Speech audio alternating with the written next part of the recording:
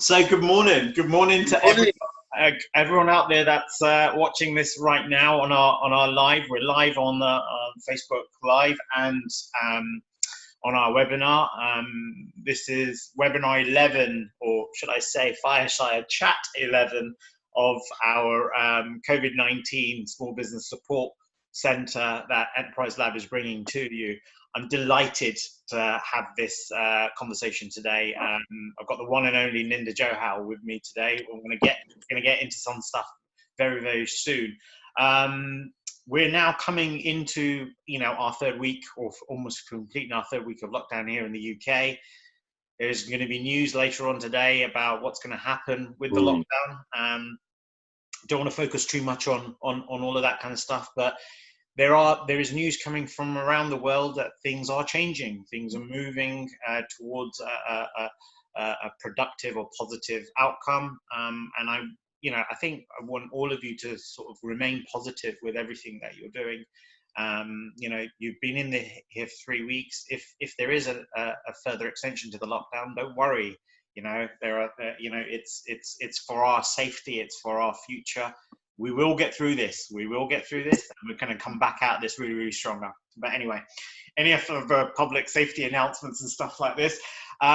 Today, as part of the series this week and the focus, we've been talking around digitization, high performance, and disruption. And we're finishing this week with disruption, one of my favorite topics. For anyone that knows me out there already, I'm the chief disruptor. I love disruption, but disruption can be perceived in two different ways. One from a negative way, and one from a positive and productive way. And that's what today's talk's really going to be about. How do you view disruption, and more than just how you perceive the disruption? Where's the opportunity for you to disrupt yourself and reinvent yourself? And I've got Ninder Johal with me. I'm not gonna try and introduce him. I'm gonna get him to introduce himself. And today we are gonna have this chat, and Ninder's gonna share his story in regards to what's happened to him and his business during periods of disruption, and how they've reinvented themselves to where they are today. So, Ninder, it's amazing to have you on. Thank you so much for joining us. Just tell our audience a little bit about you. Well, firstly, just before I do that, I've been watching some of your webinars, and they really are fantastic. And I understand the small business space, so I think you filled that space fantastic. But we'll chat about that later. Just thought I'd let you know that it's been fascinating watching it. So, okay, so my journey to date has been somewhat zigzaggy, if that's probably the right way to say it. So it's very much on a zigzag approach, not what you would expect typically from a British Asian perspective, because you're taught from very young to be focused, a professional career, and that's the route you go. So it's pretty well mapped out. Yes. So in that sense, what I'm going to say is quite the reverse. But it started as a pretty focused approach. So I was born in Birmingham and did the usual thing, did my A-levels, decided I wanted to wear a suit, because anybody who wore a suit I thought was intelligent, so I wanted to wear a suit. So that then took me towards the profession. So I picked an accountancy, and I picked accountancy because I thought, well, my understanding, having done some research, everybody needs an accountant. Finance runs the world. Went and did my finance and accountancy degree. So armed with my suit that I wanted to wear, I then proceeded in about 2 months, I think it was July, August, that's right. I went to about 16 to 18 interviews. Pretty condensed, pretty intense. I failed all of them.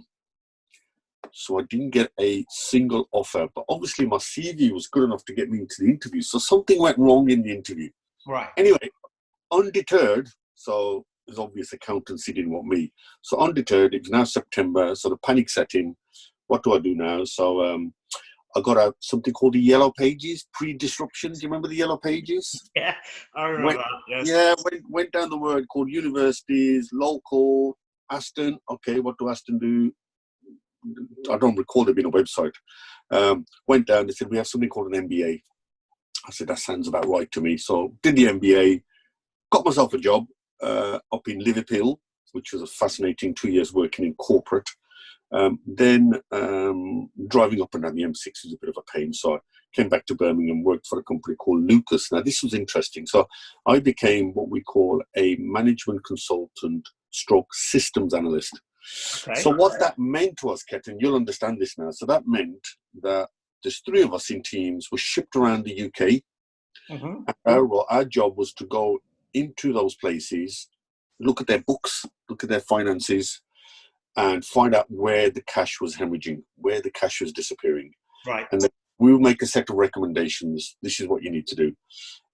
So that was my day job. You could call it a hatchet job. And our job really was to bring costs down. That'd be interesting what people do now, if you think about what's going on now. Mm. Now, so that was my day job. But my evening job, I had an evening job, was that I love music. So I was playing tabla with a band called Achanak. Okay. So my job would finish at 5. I would then jump in the car and we would have a show somewhere around the UK. Mm-hmm. I would then join the rest of the band at a nightclub somewhere and would do our 1 hour set. That got busier and busier. So my music thing started to move very quickly. Mm. Day job was good, but it became a struggle because I was getting back at 4 to 5 in the morning. Right. And you're a bit difficult then, even at that young age, mid-20s. So I had to make a decision.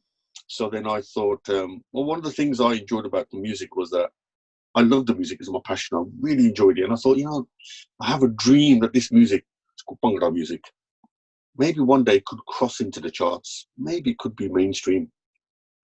So that was the dream.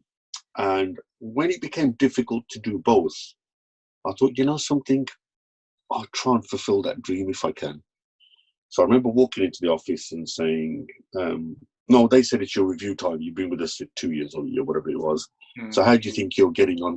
We feel you're a bit, you sort of do other things that we see you in the press and stuff. I said, that's right. They said, so what do you think? I said, it's time for me to go.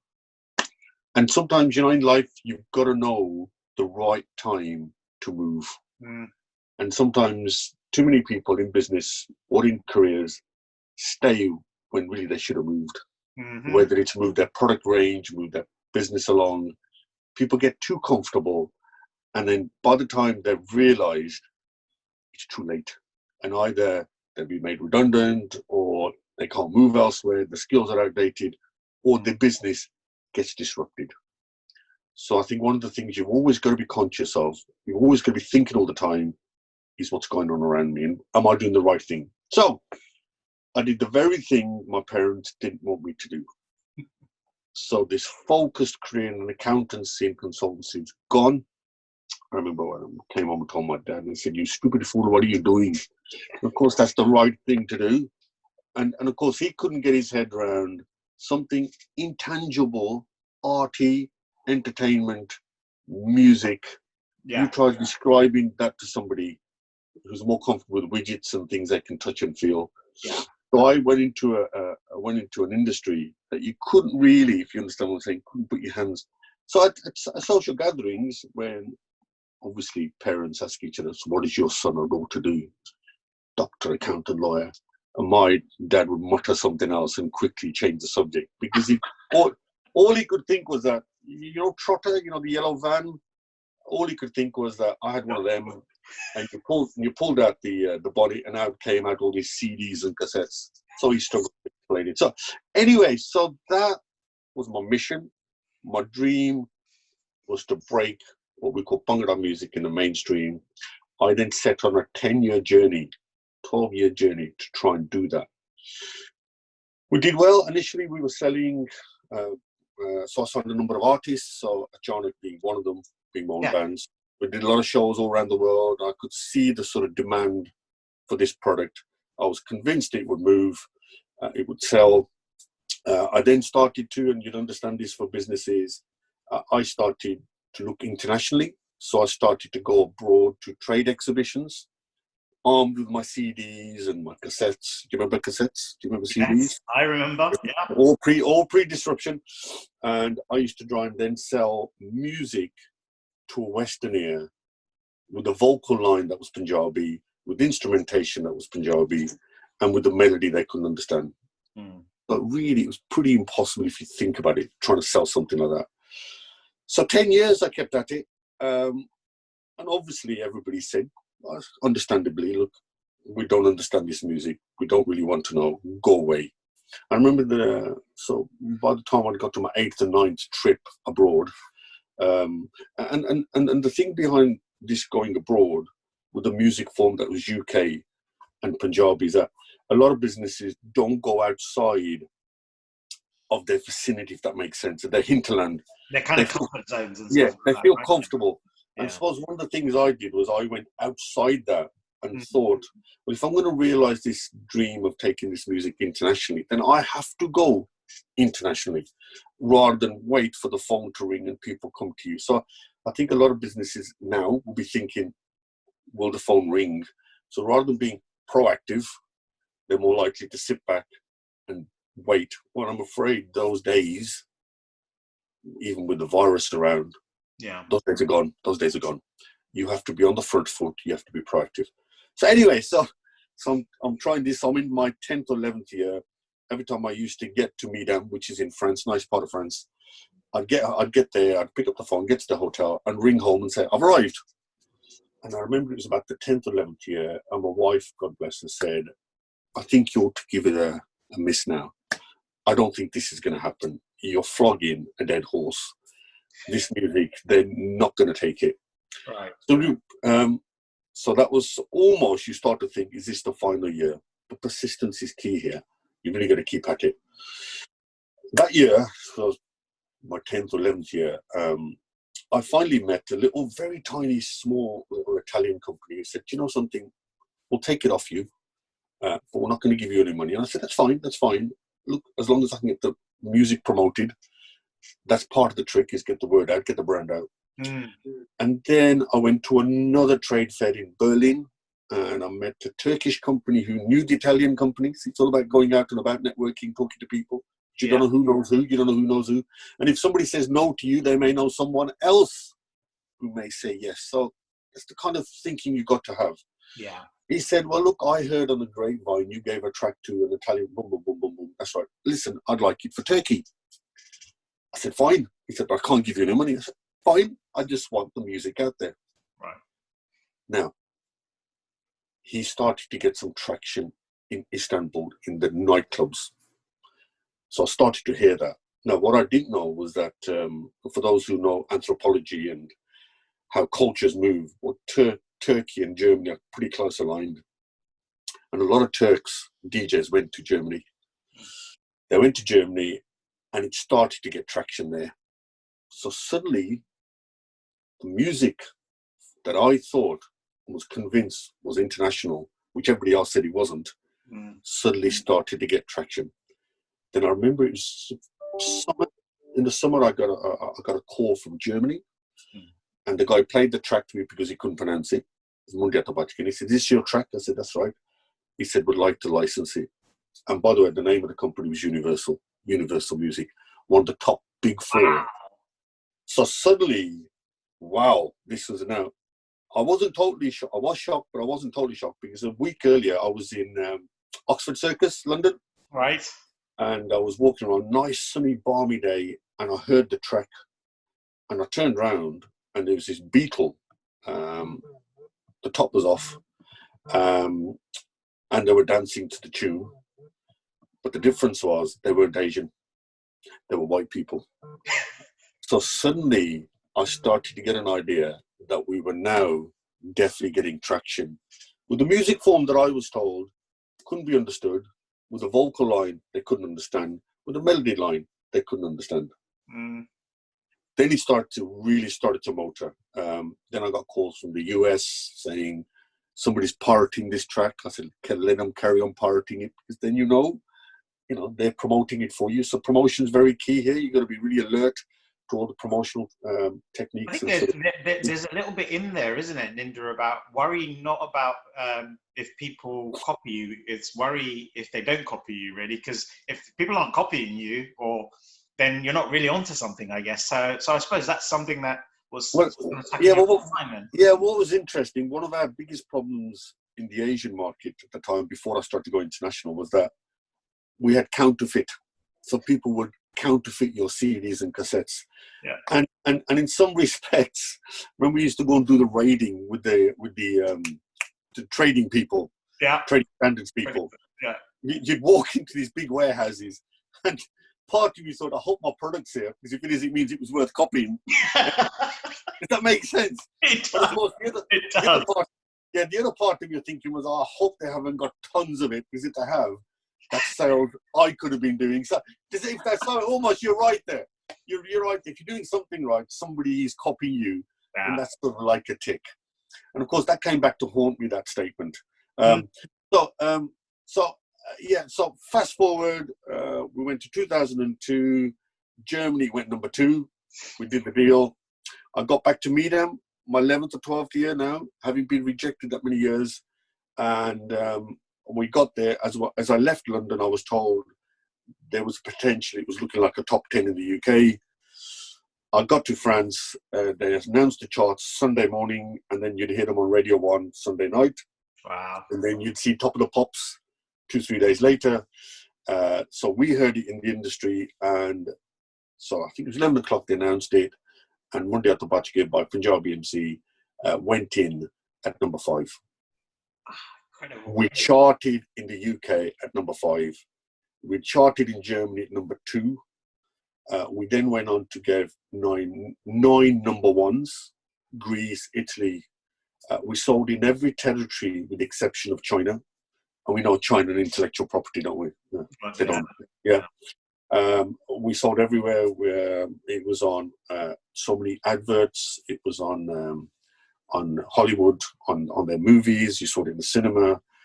And basically, it was the biggest global hit of 2003. And I'd achieved the impossible. But that was through a number of things. Persistence, thinking outside the box, having a vision. In other words, saying, well, actually, I don't want to just sell to British Asian kids. I think this is something that was sold worldwide. Then having the persistence and the tenacity to pursue it. You will always, in the journey of entrepreneurship, you'll always have people saying to you, it can't be done. You've got to have that something inside you which says, I'm hearing you, but actually I'm going to still go for it.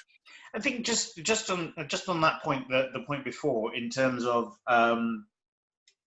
where you see something as an opportunity and you've got to go out, and then you've got to have that kind of tenacity, I guess, to keep going. And I think, would you put it down to the beginning was all about experience? You wanted the world to experience Bhangra music, for example, or the melodies. It wasn't really about a business. It wasn't about the song. It was really about, I want to share an experience. And you already knew that because there's going to be language differences, there's going to be interpretation and cultural variation, that there's only one, people are not going to understand the words, I guess, but it's an experience that you wanted people to have, correct? Well, two things. Yeah. So my dream was based on, one, playing with each other, so watching non-Asian crowds react. So it's evidence-based as well. It wasn't totally just good. I could see the reaction. I'd done the research. People were reacting to it. I was on stage. I could see it. So I knew somewhere there was something that could happen.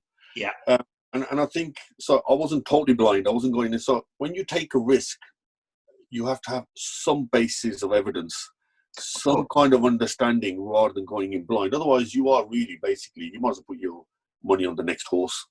Yeah. You might just as good a chance, right? So, yeah. So this was, one, a passion for the music. And I think for an entrepreneur to succeed, they need to have a passion. They really need to believe in it, because there'll be a lot of people who will tell you it's not worth pursuing. So belief, you've got to see a journey, how you're going to get there. So you need an end goal, work backwards. And I think thirdly, do your research. What's this based on? What is this based on? Mine was based on watching, loving the music myself, seeing these thousands of people attending, seeing the reaction, thinking, there's something here. Okay, now you can see something there.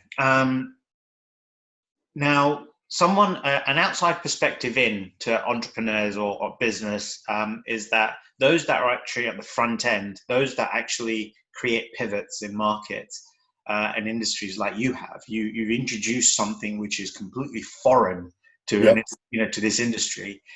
They're normally seen as brave. Would you classify that one of the key elements that you've got to have? I mean, you mentioned it already. Do your research, understand, have some known scientific or relevant evidence base that you're building from. How much do you put to bravery, and how much do you put to this almost downright stubbornness that you're just going to keep going until it reaches its point? Because I think from an outside perspective in, people can say, oh my God, you're so brave to keep going. But actually, is it bravery, or is it this kind of got rid stubbornness that you have to say, look, no, I'm going to keep going? How do you classify that?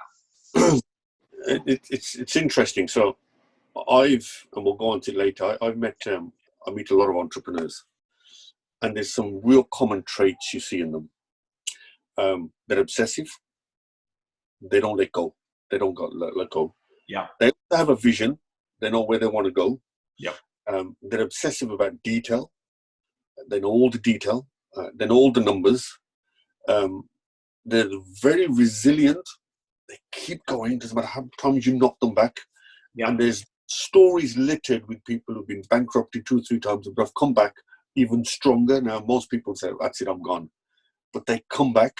Yeah. So it's a combination of all of these things, which resilience, getting a lot of knockbacks. So you can imagine, I mean, 7, 8 years of virtually every record company that I come across, and just thank you, sounds great, can't do anything. They couldn't see any commerciality in it. So yeah, it's being focused, it's having a vision, it's having attention to detail. It's hard work. I think that's the one thing. Hard work. Okay. I like this, and I think that's the other side that I want to bring into this context. You see, there is this whole next door neighbor syndrome that people have, where they see their next door neighbor in business and they think, "Oh my God, look, they're flashing the cash. They've got this, they've got that. They work from home. Well, we're all working from home at the moment, but they see is the top of the iceberg, not what's really underneath." Okay, and when we define hard work, it's the grit, it's the resilience that you say. It's that 1,000 no's means that 1,001 is going to be the potential yes, etc. This kind of resolute to keep moving forward, because. And the irony of just today, look, the T-shirt says, remember why you started. Because what happens is when you get to 99 calls and everyone said no, you've got to go back and remember, why did you start this in the first place? There are going to be times that even up to this success where you got, you charted at 5, we're billboard at 5 in the UK and 2 in Germany. You must be going back from time to time. Even your wife is talking to you and saying, maybe it's time to pack it in, basically, where you think, why did I start this? And that's that gives you that jolt of energy that pushes you back forward, back onto the game again, right? Is that correct? Absolutely, and I think you're right. Sorry, don't worry. We'll answer that. It's interesting what does keep people going, and I love the T-shirt, by the way. I think the T-shirt is fantastic. And for me, obviously, I just enjoyed the music, loved the music. I could see that we did very well with it in the charts. But I tell you, you talk to a lot of these entrepreneurs, and they will tell you they went through some dark moments. They went through some dark moments. Yeah. I remember one particularly dark moment for me was 3 distributors went broke on me simultaneously, all in about a week. And one was from Singapore, I think one was from the States, and I think there were 2 in London. So 3 or 4 went bust, and my cash flow just disappeared overnight. And my local bank manager rang me up and said, Mr. Johal, I don't care if you write a check for £5, I'm just going to bounce them. Wow. And you think, whoa.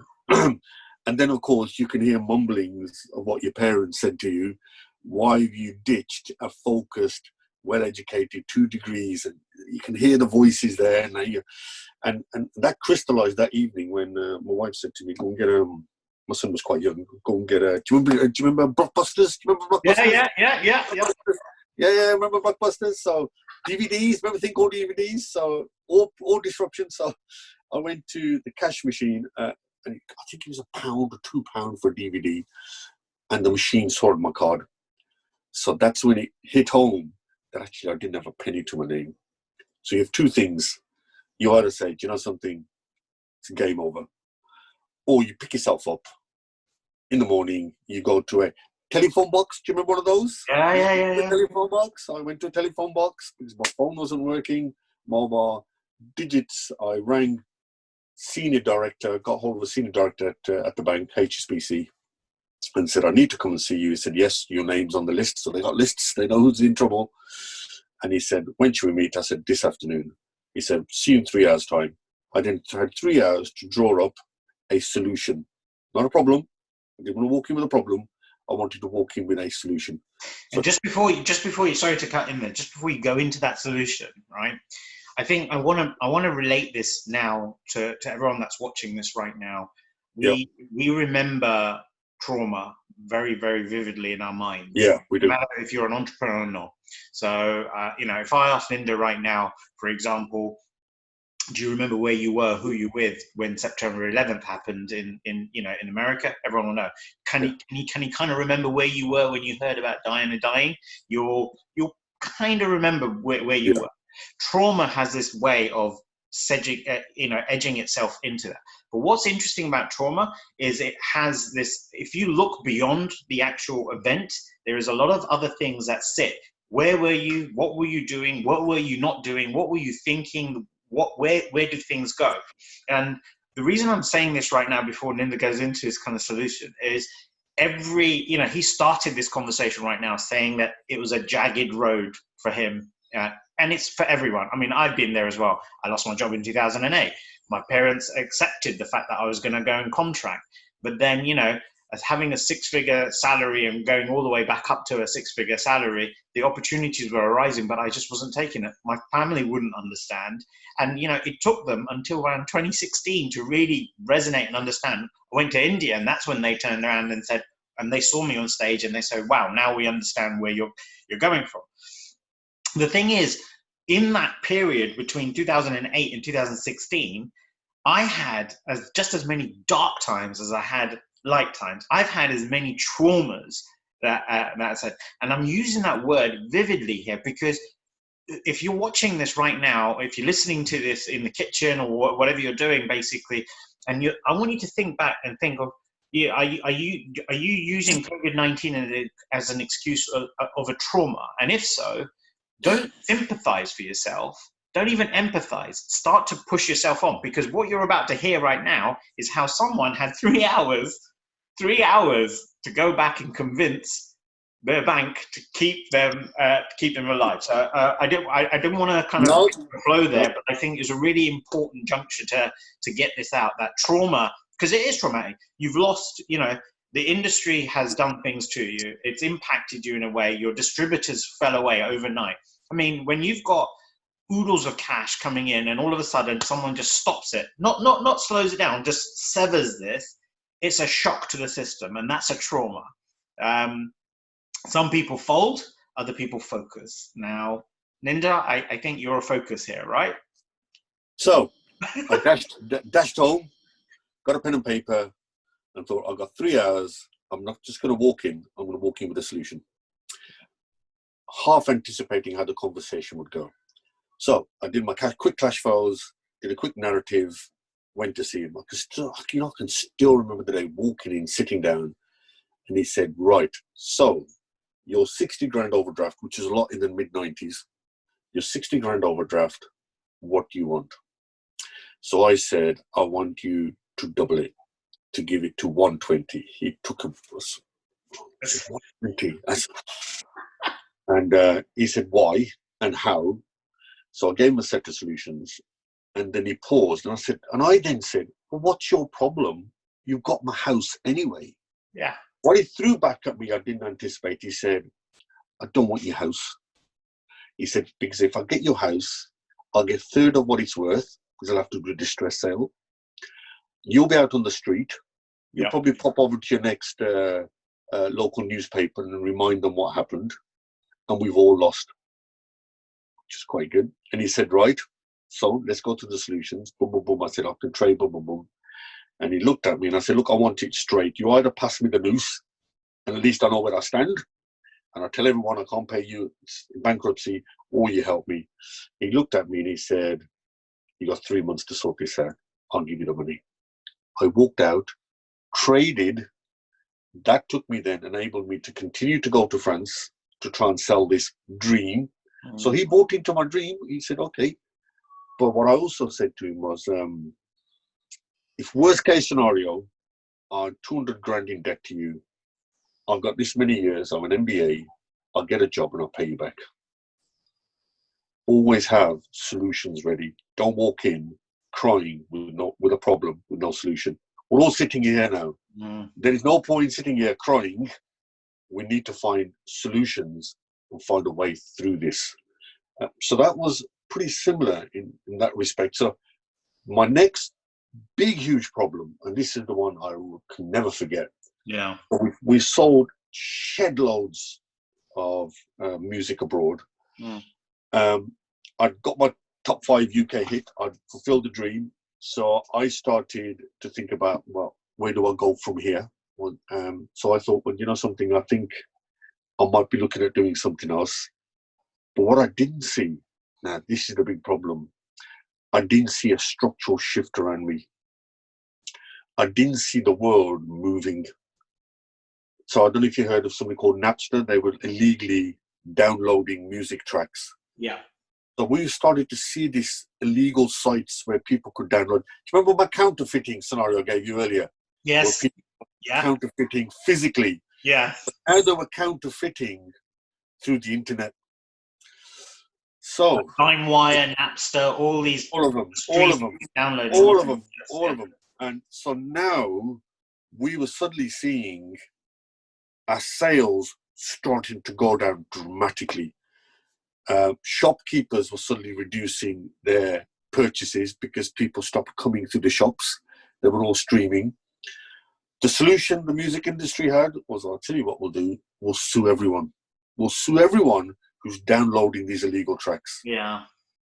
So from the spotty 16-year-old, 14-year-old who couldn't afford to buy your albums in the first place, yes, to them, to the aging aunt next door who's discovered this wonderful thing called the internet and listening to music tracks, we didn't see this changing world. We just didn't see. I never heard this word called disruption. All we saw was chaos, very similar to this. But the curve for us was a down line, straight vertical. There was no up, there was no U, there's no V shape. This was just down one direction. Then, of course, it got worse because a certain Mr. Jobs came along, waved his phone and said to everyone, you can download your tracks directly onto your phone. So suddenly, we were in trouble now. Shopkeepers were now shutting up because people stopped coming in. They were buying digitally. Yeah. We were selling to wholesalers who were selling to retailers. Wholesalers were in trouble because retailers weren't coming to them. So places like HMV, do you remember them? Started to disappear. Our Price started to disappear. So think about a CD, the people who were making the CDs, suddenly they had no orders. They started to disappear. The entire supply chain was just going down and you couldn't stop it. And it was just coming through your fingers. Yeah. So the issue we have today is we have got a marketplace to go back to. The issue we had in 2007, the market was disintegrating in front of us. Mm-hmm. Our reaction was of an ostrich in the sand. We had no solution. We had no practical strategy. We thought suing everyone was the. What was even funnier was, remember those counterfeiters? Even they went out of business. Well, it's not. Well, yeah. I'm irony of it, right? Yeah, I'm hearing all things about drugs. The drugs people, they're struggling to get their product out on the market. So that's when and then of course to us, what became clear in the music industry that we had to adapt. We had to adapt and diversify. So we had big industrial units with loads of CDs, and do you remember vinyls and cassettes? And suddenly, what do you do with this stock? You had people operating forklifts when there's no CDs being produced. What do you do with the forklifts, and what do you do with the forklift drivers? Suddenly, the workforce you had was not skilled for this new era. You now needed a workforce that was digitally educated, understood how to promote digitally. We're not talking about magazines and putting adverts and fly posting. This is a new world we were living in. Yeah. Frankly, we had no solution to this new world. So whilst it looks dire, once this is over, the business model is sort of still similar. People will still buy. In our case, our business model was actually redundant. We had nothing to go back to. We had no one to turn to. There was no bailouts. There was nothing that somebody was going to give us. We had to adapt to a totally new world. A new world where we couldn't see the end of. We just couldn't see. Of course, it was very difficult. And so some of us then chose, well, obviously we had to adapt. We had to go digital. Made it difficult because now suddenly the return on investment. So instead of selling a CD at wholesale for £5, we were selling tracks retail through people like iTunes at 90 odd p. See the difference? Yes. Now the problem where we went wrong, we didn't understand the consumer journey. So the customers now could buy a track, didn't have to buy a whole album. They could buy a track, the track they chose. They could buy it when they wanted. This could be 3 o'clock in the morning. You didn't have to wait for Our Price or HMV to open. Yeah. You didn't have to catch a train or a bus or go in the car to the high street to purchase. Actually, it was instant. You didn't need to invest in a CD player or a vinyl player because actually it was on your phone. You went straight to your phone. Yeah. You could listen to it whenever you wanted. You could download it whenever you wanted. You could buy whatever track you wanted. Then, of course, people like iTunes then struggled with people like Spotify, who then changed the model again. They said, actually, you don't have to buy anything. You just rent it. You just rent. And, of course, now we're all renting things. We don't buy things. We don't hold on to things. Cars, most people buy them 3 years later. They move them on. They're renting the space. Most people now, books are okay, but people will now go to Google and they'll rent the space. They'll rent the music. The whole thing has changed. It's disrupted beyond belief. Now, Amazon, who would have thought you could place an order this morning and have it delivered in 4 hours? Yeah. I remember when we used to release CDs, so we would release it on a Friday, it would take a week before Singapore. It arrived in Singapore. And it would take a week before the States would get. Somebody in the States can buy a track within 2 minutes of us releasing it here. So it's all changed. Consumers into instant gratification. They want it now.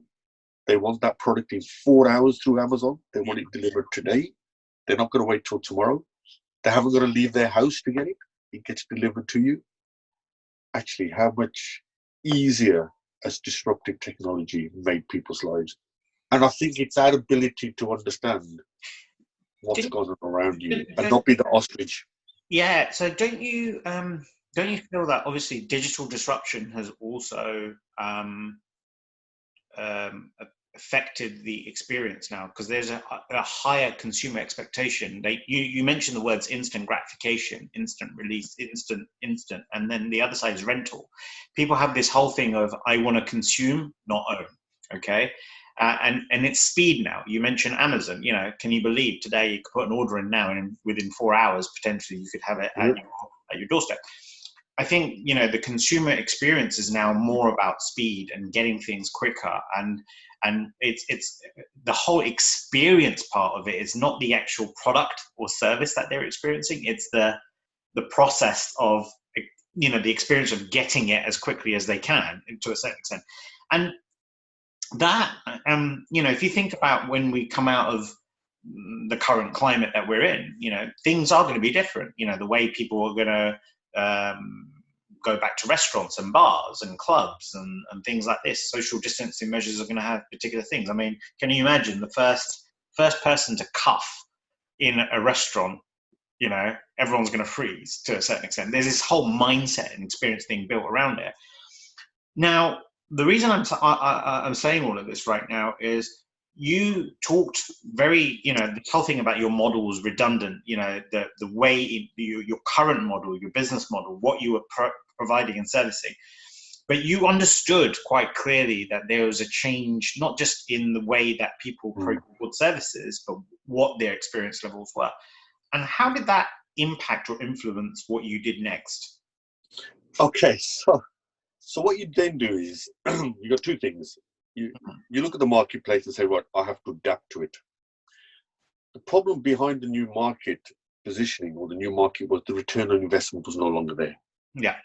So you could no longer give the kind of favorable advances, in other words, money and budgets towards recording, because the return just wasn't at 79p. And with downloading, illegal downloading, at that point, and this is what people now need to think about, we looked at our strategy and said, right, what can we do in addition to what we're already doing? Right. We're doing what we're doing, but what else can we do? What else, what skill set have we got that we can apply into another marketplace? So what we understood was branding, because we were in the market of branding artists. Correct. We understood marketing. How do you market that brand? Ketan as a singer, as a wicked country folk singer. We understood how to get that brand out. Yeah. We understood video production, because, you know, put videos together. So we understood all of that. We started now understand digital, because we were forced to, because we were now pushing our artists down the digital side. Yep. Where could we apply that set? So I immediately thought, well, we could, particularly with our entertainment background, we could take that as a package, that skill set, and offer it to the corporate market.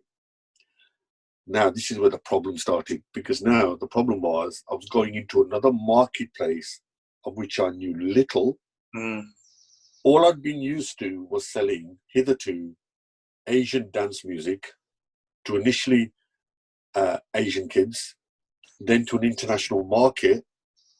But the people I was dealing with were international. What I realized, Ketan, and this is going to sound politically incorrect, suddenly realized, despite being born in Birmingham, despite having 2 degrees, one's an MBA, actually I didn't know any white people. That makes sense. My whole business model was around selling British music. Then, so that was a problem, because I'm now trying to sell a product to a marketplace that, interestingly, even though I was born here, I knew little about. Yeah. I knew the skill set were there. We'll talk about the word transferable skills. You know, look at your skill set, look at what bit of it is transferable. So in today's market, what's happening out there? What have you got today, in case there's a problem when you go back, that is transferable to another marketplace? Yeah. And then think, how are you suited to that marketplace? So I then set out, and somebody said, well, if you're going to get into that marketplace, you're going to have to do something called networking. I'd never networked in my life. Or, well, I thought I hadn't, but I had, obviously. I'd been going to all these international trade shows, connecting with people. I didn't know that was called networking. That was networking. Because ultimately, Ketan, what this all comes down to, and this is the one things we're going to learn from what we just gone through, people buy from people. Yeah. And despite the fact that you and I connected through social media, when we actually meet, it's going to be different. Of course.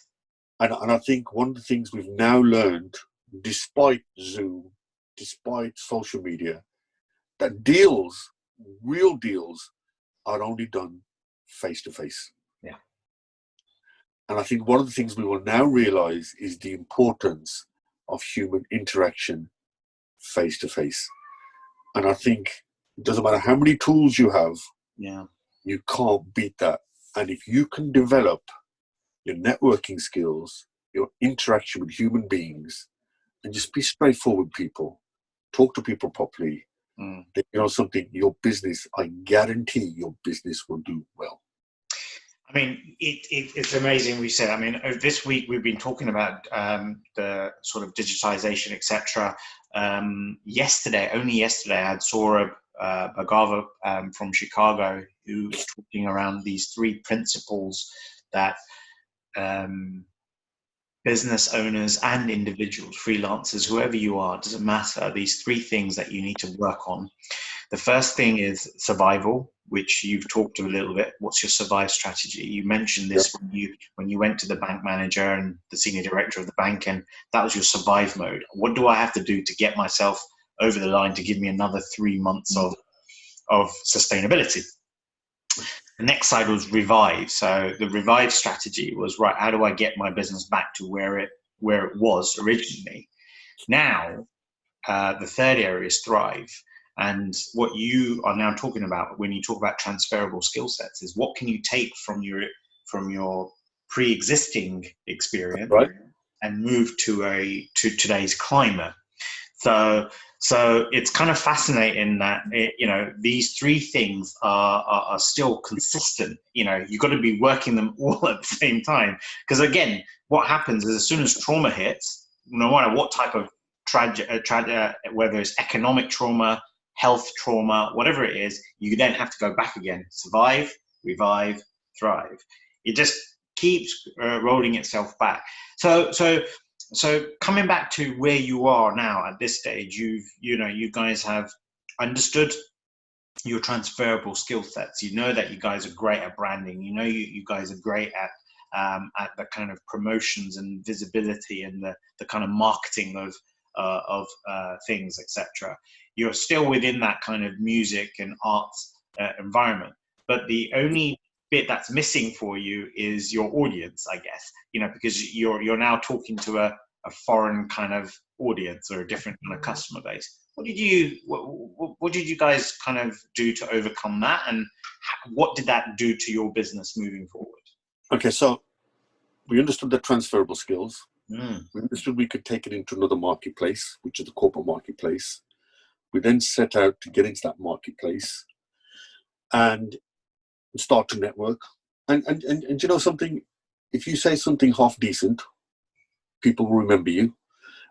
So the number of things I learned was very quickly that when I went into that marketplace, that actually they dressed differently to me, they spoke differently to me, and they looked differently to me.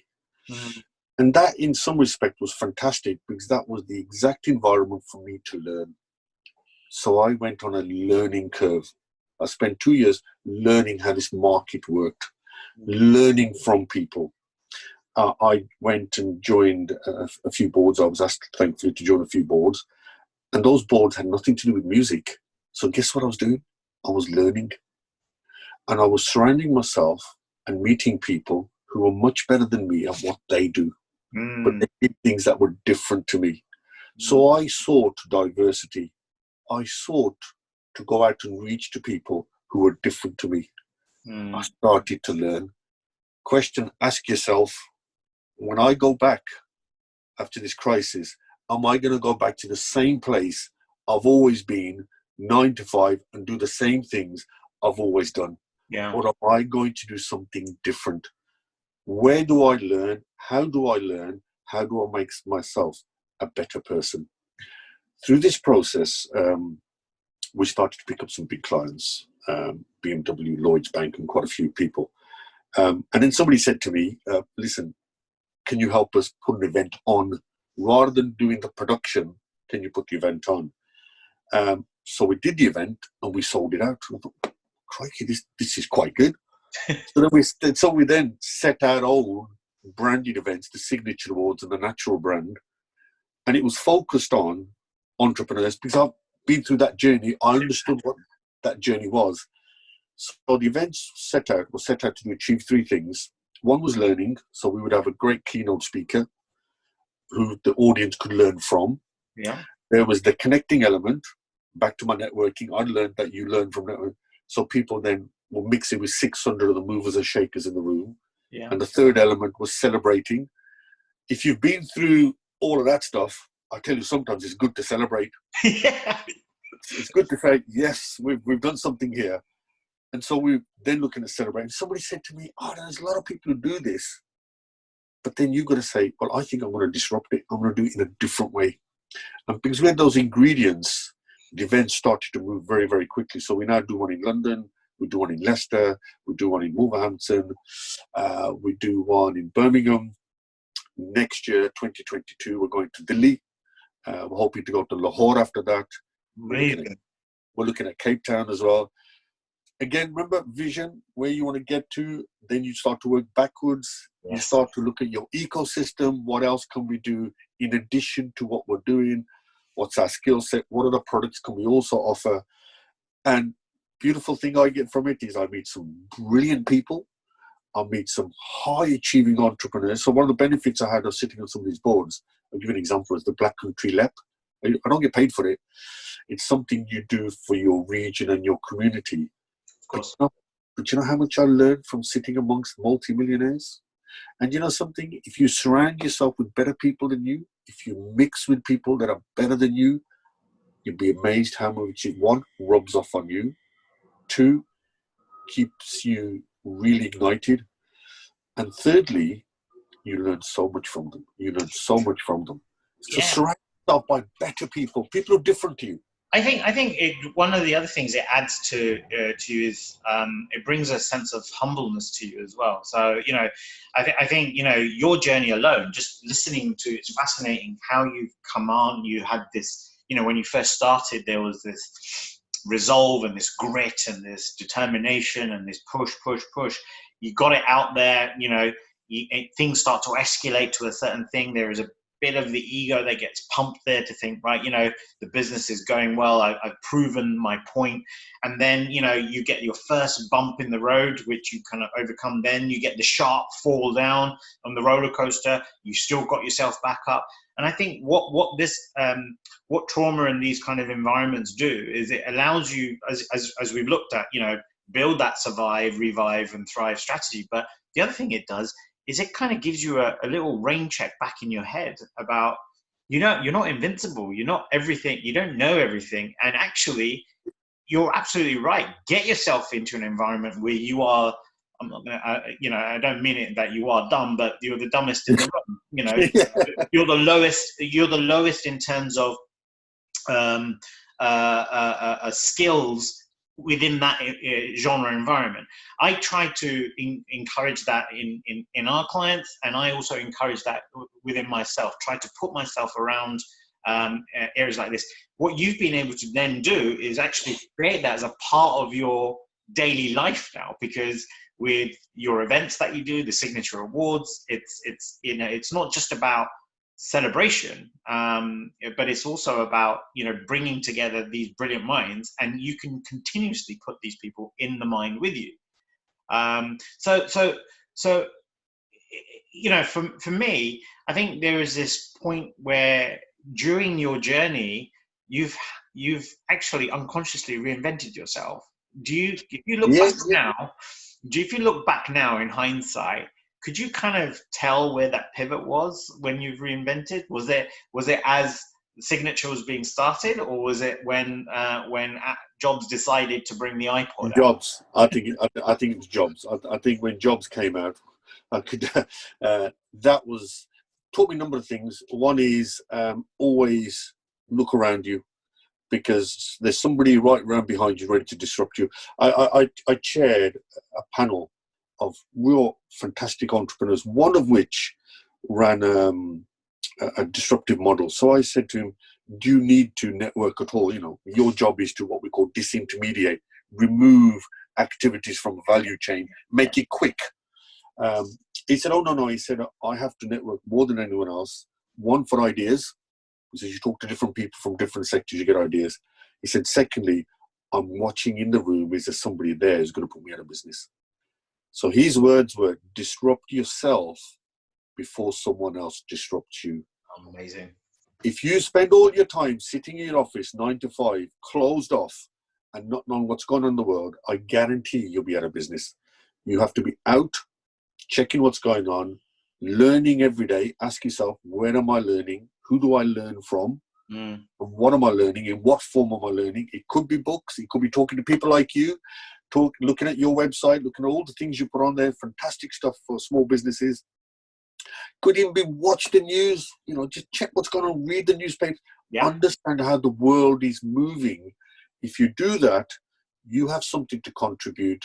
You will always continue to contribute, and you'll be one step ahead. And you should be disrupting yourself and not letting someone else disrupt you and put you out of business. That's where we are today.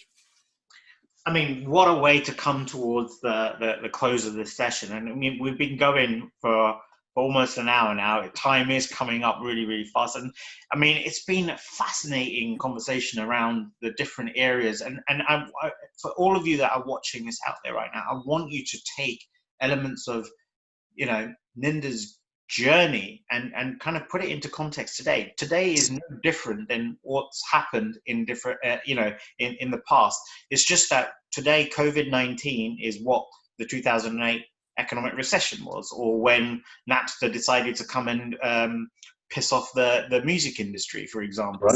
Right. We're gonna have these types of periods come backwards and forwards. But one of the most important things that Ninder said today is disrupt yourself before someone else disrupts you, because you're preparing yourself. You bring that resilience, that resolve. And I want you to go back and think about the points and times where you've actually unconsciously reinvented yourself, because all of you out there have done it more than once. You just don't know that you've done it. Okay. And if you've done it before, you can do it again.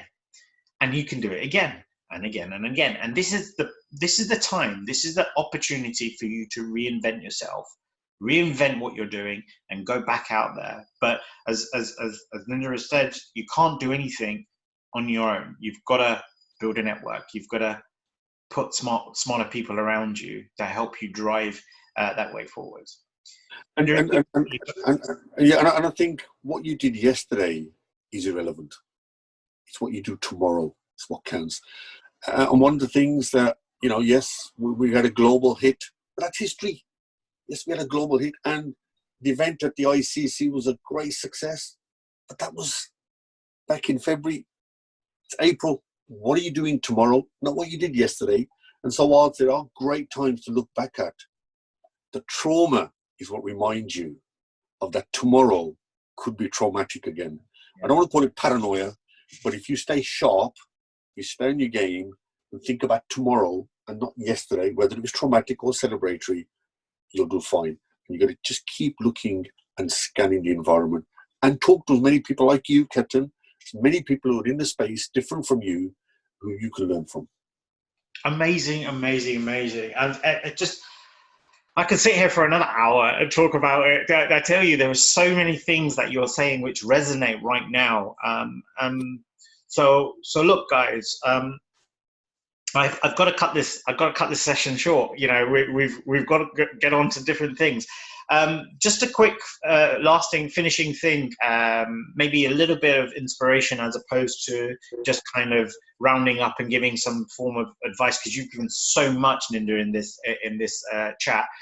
What's in the future for Signature and Natural and stuff like that? Could you share about how you're kind of positioning to way into post-COVID?